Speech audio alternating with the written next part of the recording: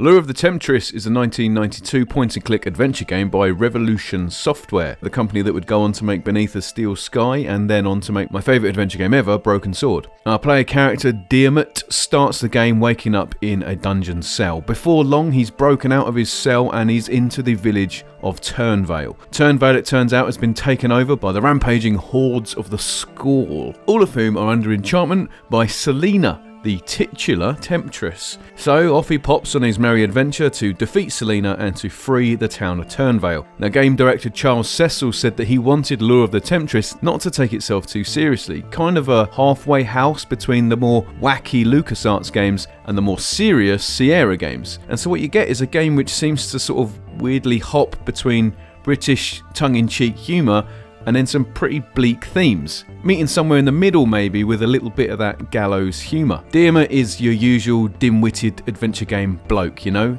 The rest of the cast really are made up from to-be-expected fantasy tropes. But you know, Lure of the Temptress was made by 4 blokes in Hull with some money borrowed by someone's mum, so, you know, this is what you're going to get. There's only a few areas in the entire game. So you've got the dungeon where you start off, you've got the town of Turnvale where pretty much most of the game happens, and then you've got the King's Castle. This is kind of like the game's finale. Most of the game, as I said, takes place in the village, and unfortunately the areas of interest there are a bit few and far between. The village is padded out with these sort of corridor sections, which makes the game feel longer than it should be, but there's no real content there. Worst of all, those padded sections use the same artwork, so it's really easy to get lost all of the time. Puzzles, the adventure game staple, are a bit thin on the ground. Most of the gameplay really involves this sort of Peter to Paul conceit. You know, you talk to the trader to get the metal bar, give the metal bar to the shopkeeper who then gives you a gem, give the gem to the bar wench, she gives you a flask, so on and so on and so forth. And so forth. Getting around the place is the most important part in the game, so having those padded corridor sections really starts to get on your wick after a while. You know, it's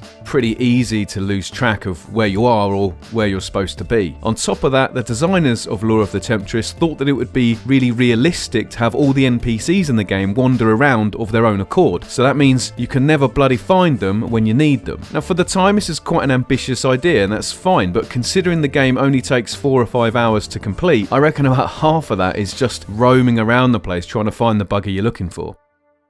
One feature I will say is actually really cool is the ability to order NPCs around. There's only a couple of times in the game where you'll need to use this skill, but you can chain up some pretty complex combinations of commands. It's a shame actually that this wasn't fleshed out and used in the game more, because I think this is a really cool USP and it could have led to some fairly sophisticated gameplay. Lure of the Temptress was released in 1992 for the DOS PC, Amiga and the Atari ST. Despite some tough competition from the big boys in adventure gaming, those 4 lads from Hull, they did alright. Lure of the Temptress actually went straight into the top of the charts here in the UK, and it stayed there for the rest of the year. Critics praised the British humour and the actually genuinely excellent artwork. A cracking start really, from which Revolution would just go from strength to strength.